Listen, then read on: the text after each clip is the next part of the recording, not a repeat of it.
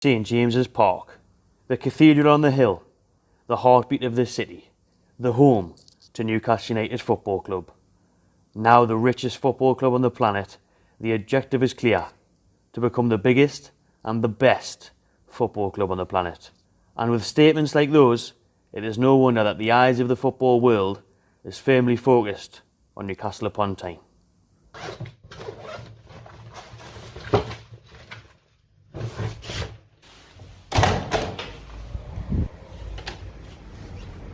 Welcome to sunny Southampton.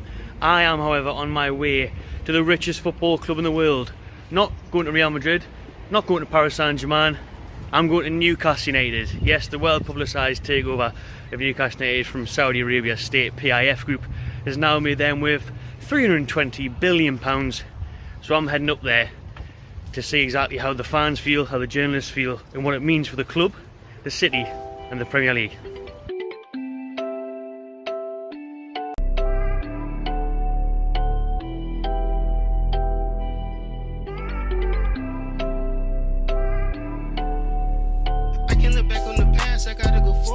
Keep going and going.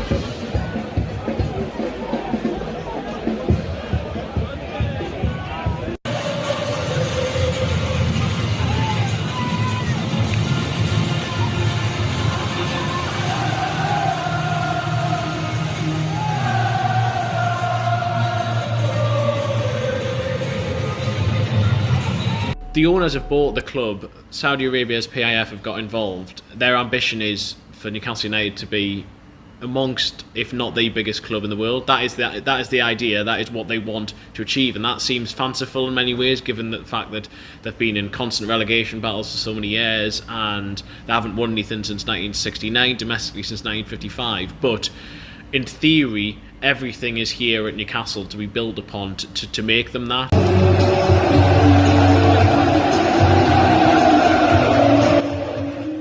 So the potential is there to get back to where we want to get, which is challenging at the top of the Premier League, get back into the Champions League. First and foremost is to stay in the Premier League. That's our main object at the moment, because of the situation before and what they've inherited. So it's been difficult, to say the least, but there's definitely been an upbeat in the city, the fans. It's probably the first time in well over a decade that everybody's pulling in the right direction, whether that's the ownership, the fans, the players, the coach. Off the field, as I said, they're starting to do things at St James's Park, the training ground. But just as important, I think, also in the region, in the area, in the city, creating a good vibe. Obviously, the job creation situation is going to be great for the people in the city and in the area. It's given the fans their club back and given someone a bit of pride. St James's Park is the heartbeat of Newcastle, the region, and the fans are the heartbeat of the club, and now that's beaten as one. So hopefully we can start transforming that onto the field. Take us back to that first night, St James's Park, fans start gathering outside it, ready to hear the news that Newcastle been taken over, finally. That was just unbelievable that night. And you see those sort of scenes outside of football grounds when people win a title, when clubs win a title. We were there to celebrate Mike Ashley leaving the football club, and we now have a little bit of hope, something which we haven't had for a long, long time. What did you make of the concerns of the Saudi state ownership and the people who are against it then? A lot of controversy around it. Morally, I believe that a football club should be a cultural institution in a city, and really that fans should have some sort of ownership. But unfortunately, that isn't the way that things are. It was inevitable at some point that the likes of Saudi Arabia's sovereign wealth fund would want to buy a football club. We've already seen Abu Dhabi involvement in Man City, PSG, Qatar involvement, Chelsea have a Russian oligarch as an owner. This is nothing new. Human rights concerns are there, and they are real, and I think that it's only right that Newcastle United supporters try and educate themselves more on it, and there is an implicit suggestion that Newcastle fans should feel guilty about this, but they had no say in this. If Newcastle fans had been able to determine their owner, then Mike Ashley would have been gone years ago. Well, 14 years under Mike Ashley, that the club was underachieving. Of course it was. A club of Newcastle United size, we should be doing a hell of a lot better than what we were doing under him, and now there's that chance where we can actually go and fulfil our potential as a football club. And that's it, to see a team that's actually fairly successful or actually challenging for things, and that's all that we've ever wanted.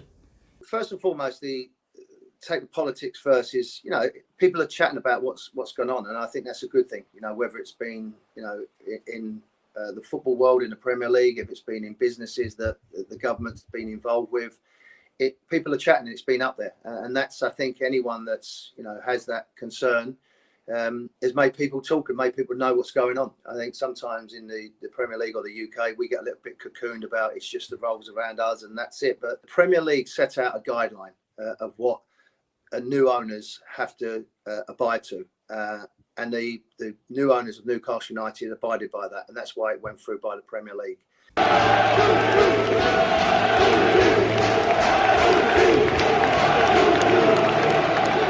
How did this takeover seemingly happen overnight? And, you know, after such a long process last year in which it got rejected by the Premier League, how come we're sitting here now today, a month later, and it just happened? 24, 40 hours, it was done. Newcastle, the richest club in the world.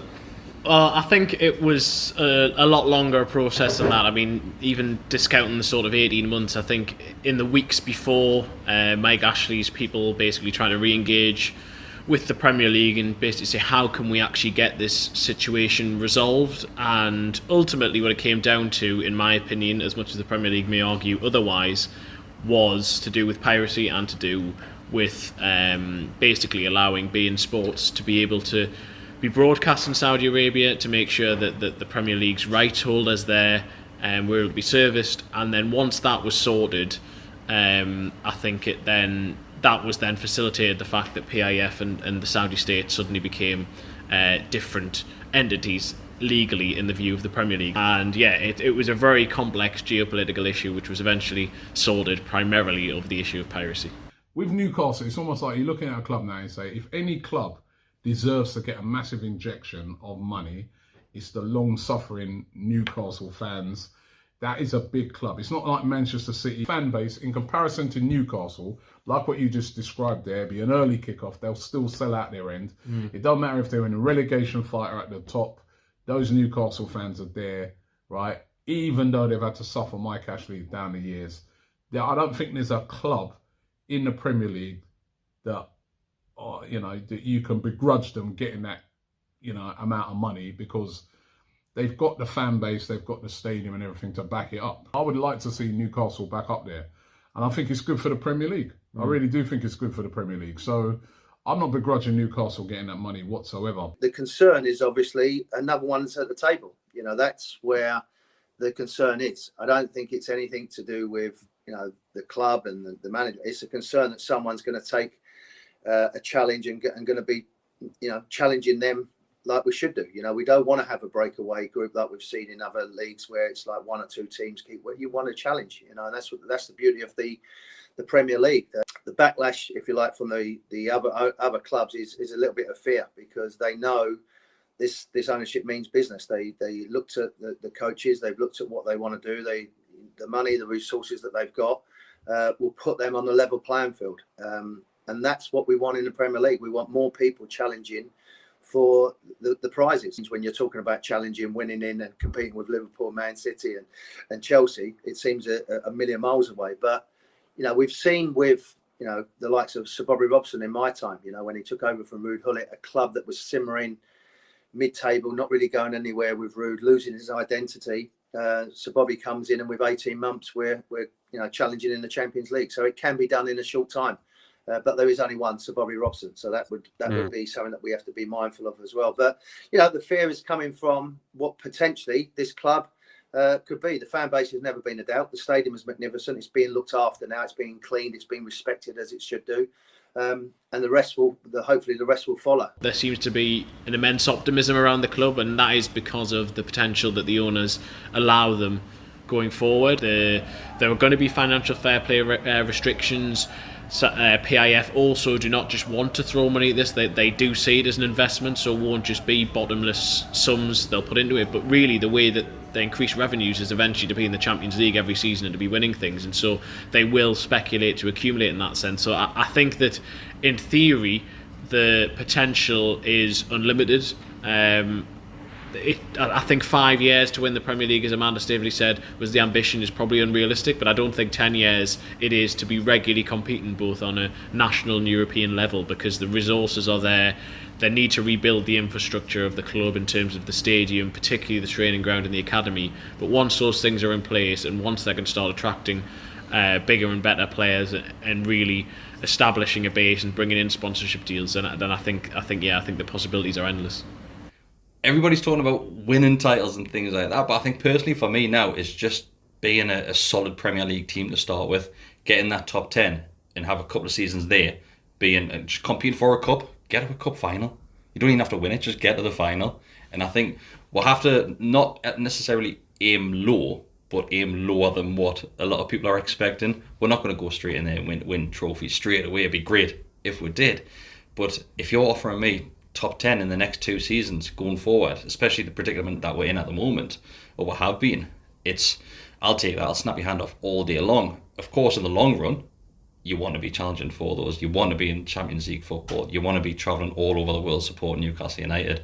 But for now, just have that security in the Premier League. Anyone who hasn't been immersed in Newcastle United for the last 14 years, anyone who hasn't been to the city, hasn't felt what it's been like for the last 14 years and what it was like before that, it's difficult to understand when some supporters talk about it feeling like they've got their club back, and they will look at that as in, well, now Saudi Arabia's PIF owns 80% of their club, how does it mean their club? But for a lot of fans who'd walked away because they didn't want to be here during the Mike Ashley era, who felt that they couldn't be associated with the club, which was their club, because Mike Ashley had basically made it feel like it wasn't their club anymore. And so immediately what the new owners, or at least the British-based new owners, have done wisely is to try and re-engage with supporters. They've spoken to them, and they spoke to them immediately on the day, and they've spoken to them subsequently. They've tried to get them involved again. They've tried to make it feel like their club again. And so in that sense, there is a real emotional connection and sort of spiritual connection which has been re-established.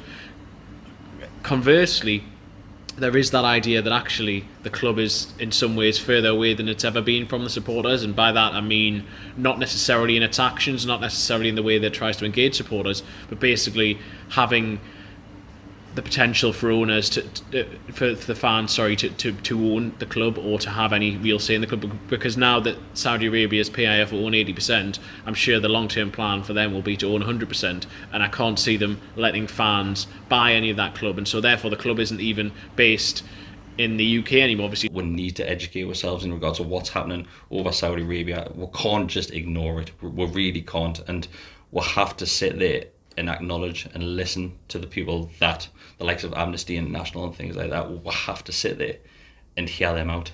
Everybody knows why they're throwing the toys out of the pram. It's because the sleeping giant, as Newcastle United was often referred to, is waking up, and it's waking up with a lot of money behind them, and they're scared. We'll talk about the top 6, and we'll talk about the likes of Arsenal and Spurs, who were slowly falling out of that top 6. You had other teams coming in, like the likes of Leicester, were nowhere near those that try to break away from the Premier League and start their own league off. They're worried that one of the big boys is going to take their spot from that table, take their chair away. That's why they're worried. It's more competition for them, and of course they don't want more competition. They were always going to have a say in it, they always will have a say in it, until Newcastle United are bringing more viewers in for the likes of the Premier League viewings and things like that. And it'll probably be Newcastle in 10 years' time. We're one of the big 6, and we're sat around the table unhappy that somebody down the road has had a big takeover as well. It swings and roundabouts for me. It's as long as nothing comes of it, then it's fine.